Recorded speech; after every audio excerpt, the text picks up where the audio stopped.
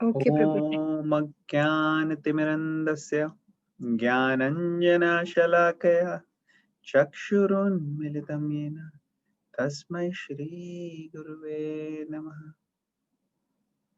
Okay, तो third chapter कर रहे हैं। 15th श्लोक करेंगे। कर्म ब्रह्मोद्भवं विधि कर्म ब्रह्मोद्भवं विद्धि ब्रह्मक्षरसमुद्भवम् ब्रह्माक्षरसमुद्भवम् तस्मात् सर्वगतं ब्रह्म तस्मात् सर्वगतं ब्रह्म नित्यं यज्ञे प्रतिष्ठितम्। नित्यं यज्ञे प्रतिष्ठितम्। कोई वॉलंटियर करेगा ट्रांसलेशन पढ़ने के लिए? यस प्रभु जी। हाँ please. Hare Krishna. Regulated activities are prescribed in the Vedas, and the Vedas are directly manifested from the Supreme Personality of Godhead.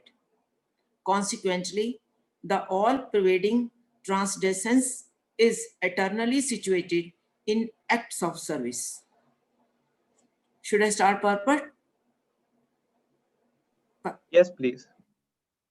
Purport. Yajanarth karma, or the necessity of work for the satisfaction of Krishna only, is more expressly stated in this verse.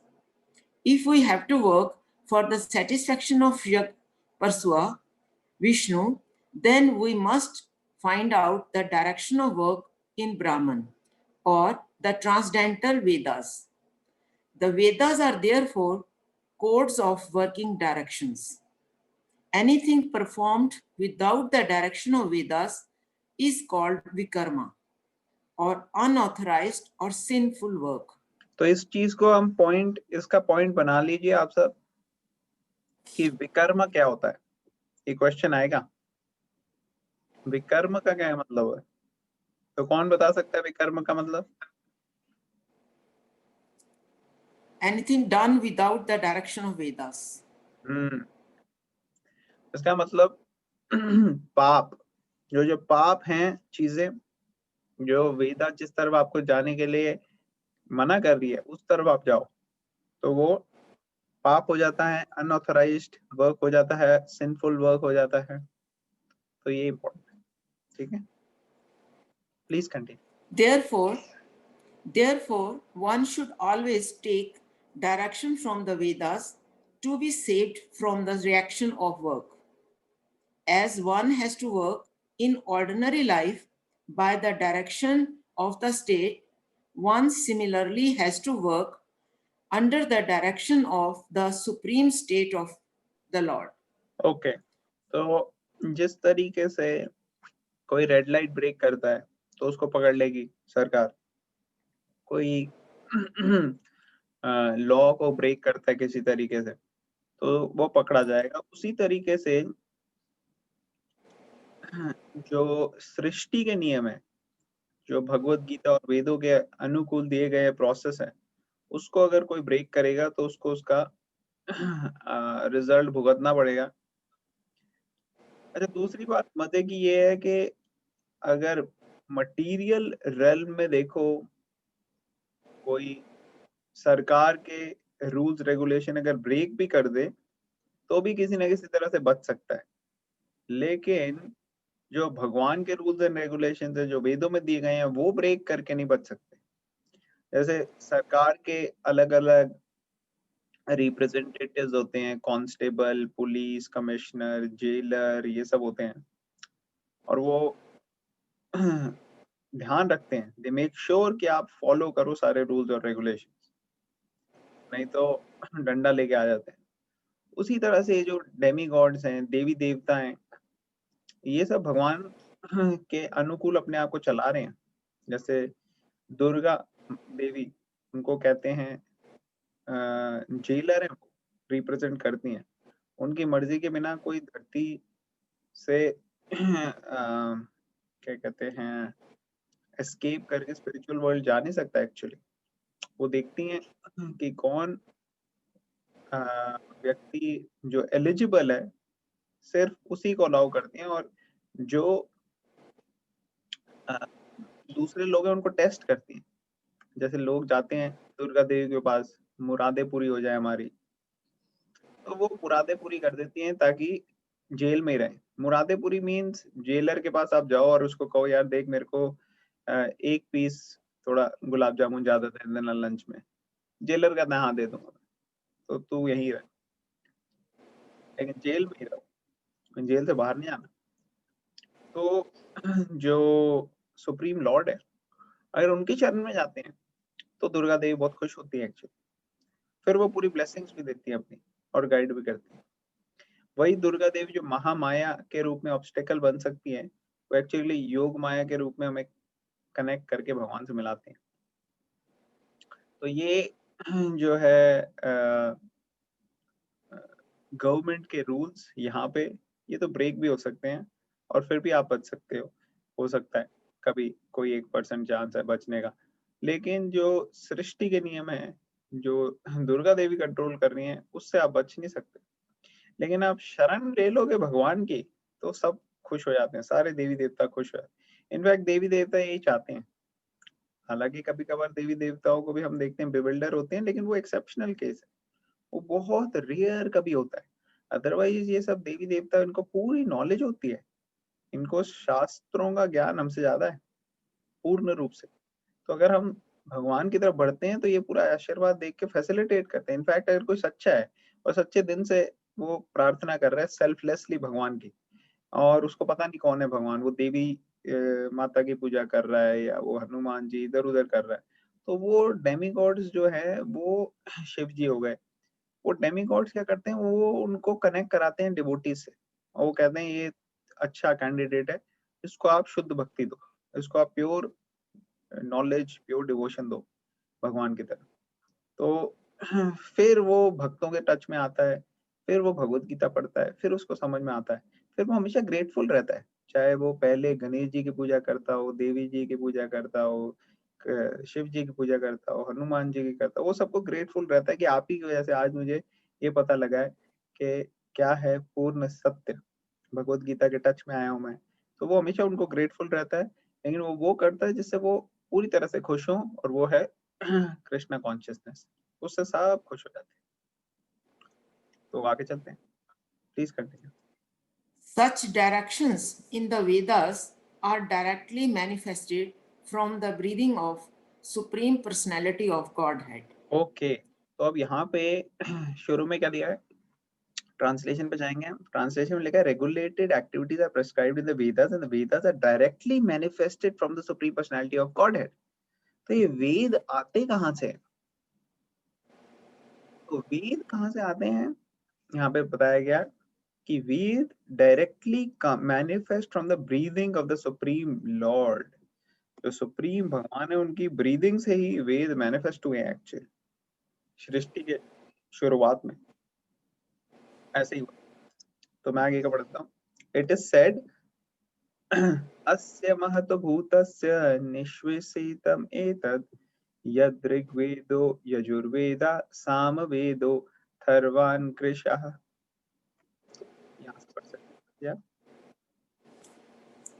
The four Vedas, namely Rigved, Yajurved, Samveda, and Atharvaveda, are all emanations from the breathing of the great personality of Godhead. हाँ, तो ये बृहदारण्यक उपनिषद में दिया गया है कि ये सारे के सारे जो वेद हैं ये भगवान की ब्रीदिंग से आ रहे हैं। एक्चुअली आगे समझाएंगे कि भगवान की सेंसेस जो है वो स्पिरिचुअल है, हमारी सेंसेस जो है मटेरियल है। इसका फर्क क्या होता है, देखो स्पिरिचुअल सेंसेस का ये क्वालिटी है कि स्पिरिचुअल सेंसेस एक पर्टिकुलर सेंस कुछ भी परसीव कर सकती है। जैसे विजन है, विजन से आपको टेस्ट भी आ सकता है, विजन से आपको हियरिंग भी हो सकती है। ये भगवान की सेंसेस ऐसी होती हैं, ट्रांसडेंटल, वो लिमिट, उनका कोई लिमिट नहीं है। हमारी सेंसेस बहुत लिमिटेड है।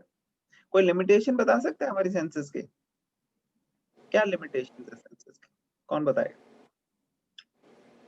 पहले भी डिस्कस किया, हमारी आईज एक पर्टिकुलर डिस्टेंस तक ही देख सकती हैं।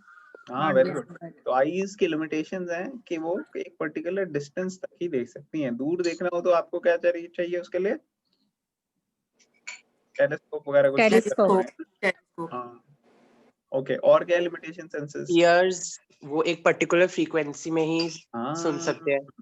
ईयर्स जो है वो पर्टिकुलर फ्रीक्वेंसी को ही सुन सकते हैं। अल्ट्रासाउंड जो होता है वो साउंड वेव्स होती हैं, लेकिन हमें सुनाई नहीं देती। जब हम अल्ट्रासाउंड करने जाते हैं हम ये नहीं कहते अरे बड़ा अच्छा म्यूजिक चल रहा है यार, ये तो नहीं, हमें आता ही नहीं समझ में, क्योंकि ईयर्स परसीव ही नहीं कर सकते। तो ईयर्स की भी लिमिटेड फ्रीक्वेंसीज होती हैं। और बताइए और क्या limitations of senses?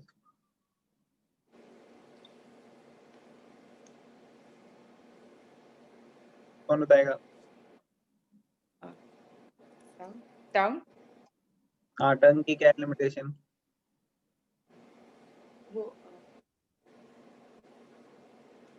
Limitation senses हमने बहुत डिटेल में डिस्कस किया था एक बारी, फर्स्ट चैप्टर जब हम कर रहे थे। टंग में है ना कि ज्यादा हीट या ज्यादा कोल्ड वो नहीं सह सकती। तो जैसे अगर मान लो आपने कुछ बहुत ज्यादा मीठा खा लिया, अब बहुत ज्यादा मीठा खाने के बाद थोड़ा कम मीठा खाओगे आप तो वो लगेगा फीका है। एक्चुअली वो भी मीठा है लेकिन वो रिलेटिव हो जाता है और उसको लगता है कि ये शायद फीका है। कभी बार किसी ने नोटिस किया ऐसे? हाँ जी प्रभु जी, बिल्कुल किया है।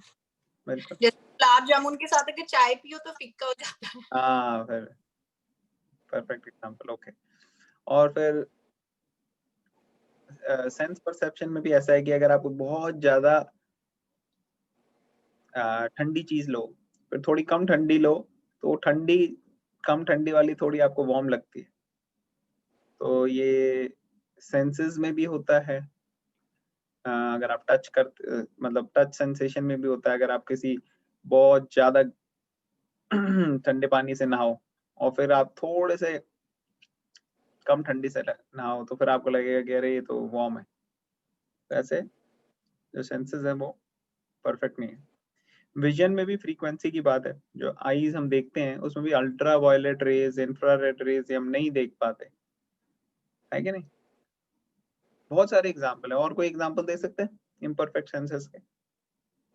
प्रभु जी जैसे अभी नोज का भी हम देखते हैं ना, स्मेल का, कि जैसे भी कोविड हो रहा है तो जैसे ही लोगों को थोड़ा सा को हल्का सा कुछ होता है तो पहला उनका सेंस और मतलब टेस्ट और नो स्मेल चला ही जा रहा है। तो इतने छोटे से वायरस से भी लोगों को इतनी हाँ, इम्परफेक्ट सेंसेस इतनी जल्दी अफेक्ट हो जाती है। Very nice, good example.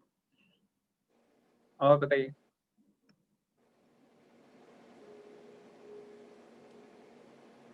हरे कृष्ण प्रभु जी, नोज स्टोर में भी अगर स्टोर में हाँ, भी अगर बोलिए। आप जाएं परफ्यूम लेते हैं तो वो सेल्समैन आपको हर परफ्यूम के बीच बीच में कॉफी सुंघा रहा होता है so that you can neutralise and understand next smell कैसी है।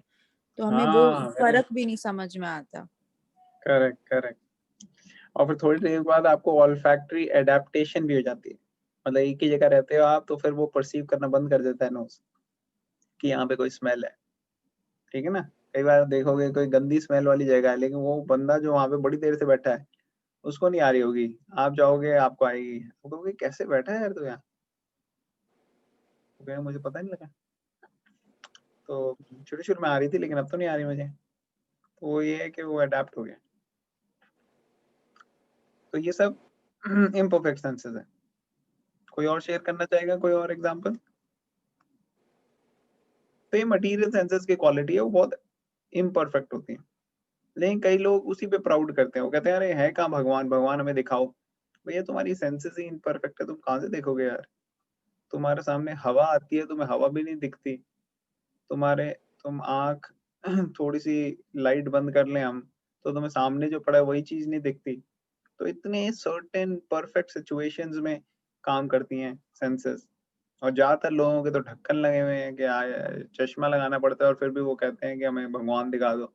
बिना चश्मे के तो आपको पेन भी नहीं दिखेगा, फिर भी आप जो है इतना प्राउड करते हो।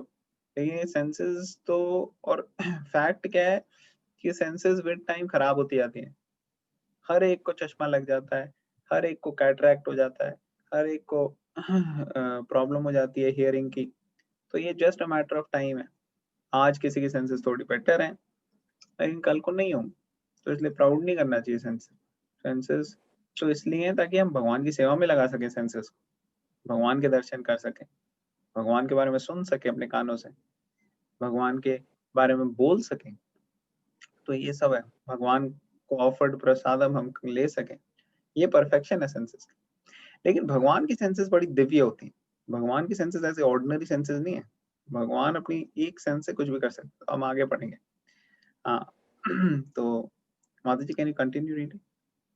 Yes, the Lord being omnipotent can speak by breathing air, for as it is confirmed in Brahm Samhita, the Lord has the omnipotence to perform through each of his senses the actions of all other senses. In other words, the Lord can speak through his breathing and he can impregnate by his eyes. In fact, it is said that he glanced over material nature and thus fathered all living entities.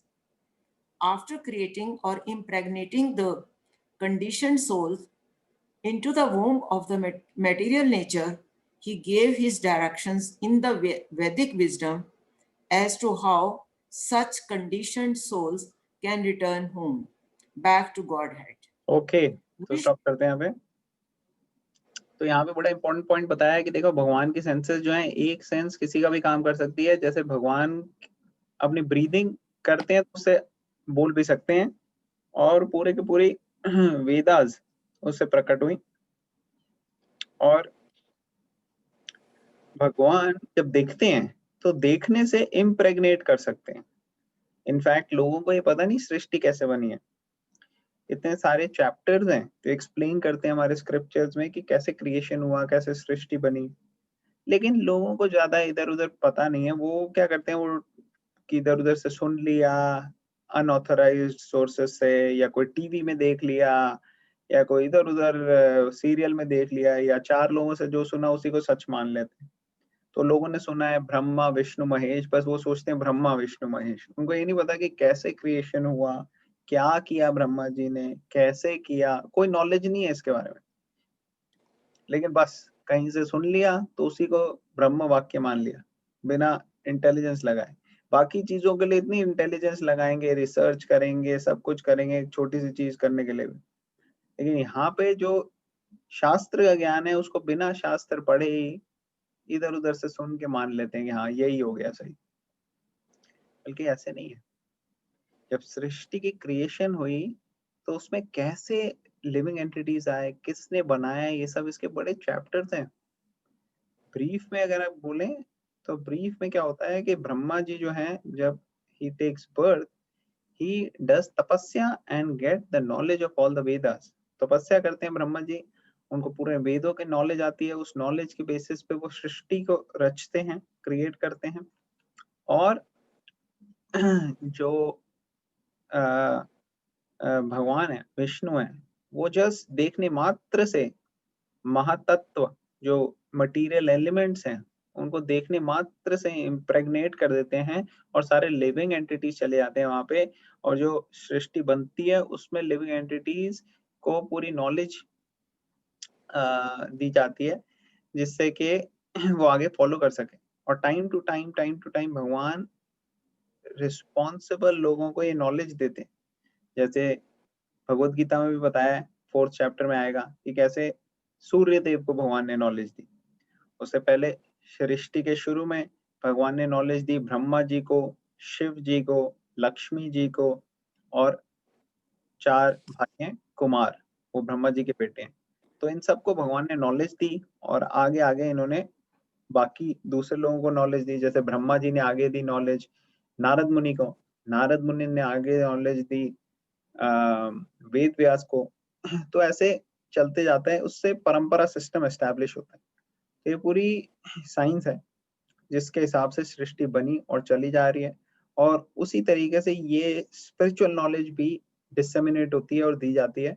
और हर time पे आप देखोगे कि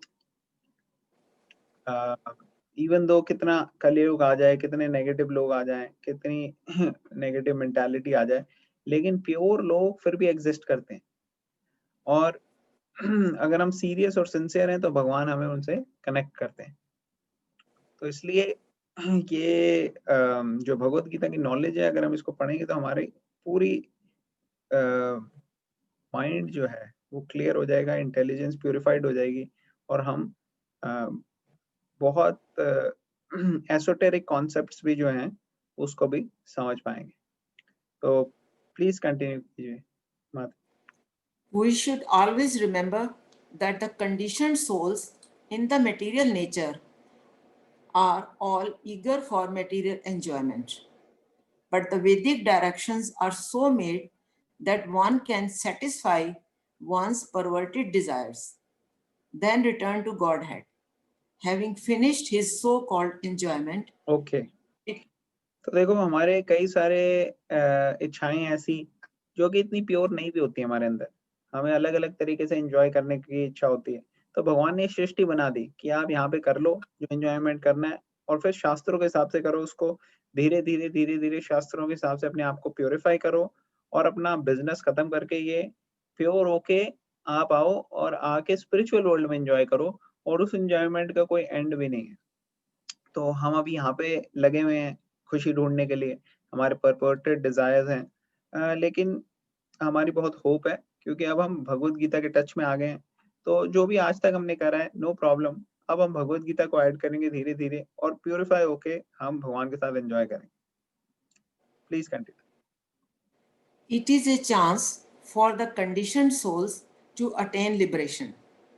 Therefore, the conditioned souls must try to follow the process of yajna by becoming Krishna conscious. Okay Even तो इसलिए हमारे को अब यज्ञ का प्रोसेस जो पहले बता रहे थे, यज्ञ अर्थात कर्मणो न्यत्र लोको याम कर्म बंधना, जो पहले हमने श्लोका में देखा है, वो यज्ञ का प्रोसेस फॉलो करना चाहिए। कैसे? हमें कृष्ण कॉन्शियस हो जाना चाहिए, कॉन्शियस ऑफ कृष्णा, भगवान को सेंटर बना के अपनी लाइफ में हमारे को चलने का प्रयास करना चाहिए भगवत गीता की नॉलेज के थ्रू। और ये प्रोसेस अगर हम फॉलो करेंगे तो बिल्कुल हमारी विजन जो होगी वो एकदम शास्त्रों के हिसाब से देखेगी हर स्थिति को, तो वो परफेक्शन होगी। Please continue. even those who have not followed the Vedic injunctions may adopt the principles of Krishna consciousness, and that will take the place of performance of Vedic yajnas or karmas. Hare Krishna. तो हरे कृष्णा। तो देखो, कई बारी वैदिक injunctions follow करना, rules and regulations, rituals, इसके लिए training ज्यादा चाहिए, इसके लिए आप क्वालिफाइड ब्राह्मण्स चाहिए जो यज्ञ करें। तो वैदिक चीजें करने में थोड़ा सा रूल्स रेगुलेशन ये सब ज्यादा कॉम्प्लिकेटेड हो जाते हैं, और जब तक हमारी ट्रेनिंग नहीं है हमारे लिए बड़ा मुश्किल हो जाएगा। लेकिन सेम बेनिफिट हमें मिल सकता है अगर हम कलयुग में रिकमेंडेड प्रोसेस फॉलो करें। कली संतरण उपनिषद में दिया है और कई स्क्रिप्चर्स में दिया है कि कैसे ये कृष्ण कॉन्शियसनेस का प्रोसेस फॉलो करें। इससे क्या होगा, हमारी लाइफ परफेक्ट हो जाएगी। हरेर नाम एव केवलम कलौ नास्ति एव नास्ति गतर अन्यथा। कि ये जो कलयुग है इसके अंदर एक ही चीज है, क्या है? हरेर नाम एव केवलम, भगवान का नाम ही लेना है, भगवान का नाम ही लेना है, भगवान का नाम 3 बार बोला गया, और कहा है इसके अलावा कोई और उपाय नहीं है, कोई और उपाय नहीं है, कोई। और ये भी रिकमेंडेशन दी गई है कि कैसे ये नाम लेना है। तो लॉर्ड चैतन्य महाप्रभु बताते हैं, त्रिनाद अपि सुनिचेन तरोर अपि सहिष्णु नाम अमानिना मान देना कीर्तनीय सदा हरि। एक तिनका जो होता है उससे भी ज्यादा नम्र बनना, being more humble than a blade of grass, एक नम्र स्थिति लेना, एक humble position लेना। being more tolerant than a tree, tolerance, चाहे जो भी चीजें हमारे अनुकूल नहीं हो रही, टॉलरेट करना उसको। एक पेड़ है, वो पेड़ जो है वो बाहर रहता है, सर्दी, गर्मी, धूप, रेन, सब चीजों को टॉलरेट करता है कि नहीं? वो कह रहे हैं more tolerant than a tree, उससे भी ज्यादा टॉलरेंट होना चाहिए हमें। और हम्बल, हमारे अंदर इतनी प्राइड है, छोटी सी चीज हम कर देते हैं तो हम उसका ढिंडोरा पीटते नहीं चूकते कि हाँ भाई ये मैंने किया यार, ये तो मेरा है, मेरी वजह से हुआ है। और इस चक्कर में क्या है, प्राइड के चक्कर में, प्राइड हमें कभी खुशी नहीं दे पाते। Actually humility is a big asset and ornament. एक भगवान की नजरों में जो आभूषण है हमारे, वो क्या है? ह्यूमिलिटी है, नम्रता, नम्र बनना। और अगर हम ये नम्र रहें और टॉलरेंट रहें तो हमें भगवान का नाम जप करने में बहुत हेल्प होगी।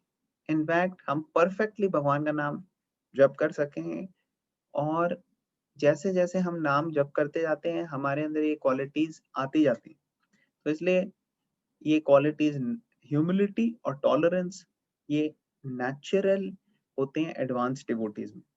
इसलिए हमारे को भगवान का नाम लेना चाहिए, एसोसिएट करना चाहिए ऐसे लोगों के साथ जो ऐसी क्वालिटीज को इम्बाइब करने की कोशिश कर रहे हैं, जिनके अंदर ऑलरेडी ऐसी क्वालिटीज है। और अगर ऐसे करेंगे हम तो हमारी जो प्रोग्रेस है बड़ी फास्ट होगी। अदरवाइज आजकल के वर्ल्ड में तो रैट रेस है, एक दूसरे के साथ फाइट करके लोग दिखाने में लगे हुए हैं कि कैसे मैं ज्यादा हूं तुमसे बेटर। लेकिन डिवोशनल सर्कल में ऐसा नहीं। अगर आप ये प्रोसेस लोगे जो भगवत गीता में रेकमेंड किया है, जो लॉर्ड चैतन्य महाप्रभु ने सिखाया है, तो उसमें ऐसा नहीं। उसमें तो ये है कि हम देखते हैं कि कितने हम अनक्वालिफाइड हैं, और भगवान से सच्चा हम हृदय शेयर करते हैं कि देखो भगवान, हमारे अंदर कोई क्वालिफिकेशन नहीं है, आपकी कृपा पे ही सब चल रहा है। जितनी आप कृपा करोगे उतना हम चलते रहेंगे, और जब आपकी कृपा नहीं होगी तो हमारा चलना पॉसिबल नहीं हो पाएगा। तो ऐसे भगवान की कृपा में जब हम निर्भर रहते हैं तो भगवान हमारा हाथ पकड़ के चलाते हैं। अगर हम भगवान हमारा हाथ पकड़ के चला रहे हैं तो उससे बेटर क्या हो सकता है? अगर हम भगवान को पकड़े तो एक चांस ये भी है कि हम छोड़ सकते हैं भगवान को, लेकिन जब भगवान हमें पकड़ लेते हैं तो फिर छोड़ने का कोई चांस नहीं। तो इसलिए ये जो प्रोसेस है कृष्ण कॉन्शियसनेस का, भगवत गीता पढ़ने का, चैंटिंग करने का, जो लॉर्ड चैतन्य महाप्रभु ने दिया है, जो प्रभुपाद ने दिया है, जो इस्कॉन के माध्यम से सब शहरों में और सब देशों में अभी फैल रहा है, इसका हमें एडवांटेज लेना चाहिए और अपनी लाइफ को परफेक्ट करना चाहिए। ओके, तो अब हम यहाँ स्टॉप करेंगे। किसी का कोई क्वेश्चन या कोई कमेंट या कोई पॉइंट है तो अब हम डिस्कशन कर सकते हैं उस बारे में।